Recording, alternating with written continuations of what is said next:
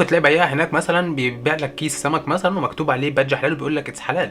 فلما تيجي تقول له طب هو يعني ايه حلال، يقول لك يعني معمول على الطريقه الحلال، مذبوح على الطريقه الحلال. فاللي هو السمك اصلا مش محتاج يتذبح على الطريقه الحلال، هو حلال اصلا. ذات مرة كان أحدهم يبيع السمك وقال: نعم، هذه سمكة حلال. وسألت ما هو الحلال فيها؟ قال: ذبحت وفق الشريعة الإسلامية، إذن حلال. فقلت له: لكن السمك لا يذبح وهو دائما حلال.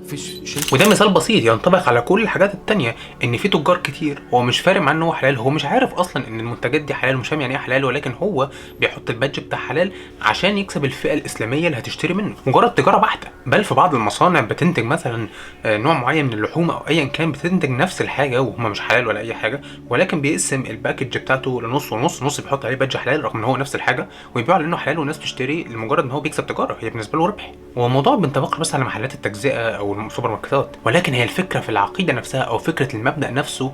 الصراع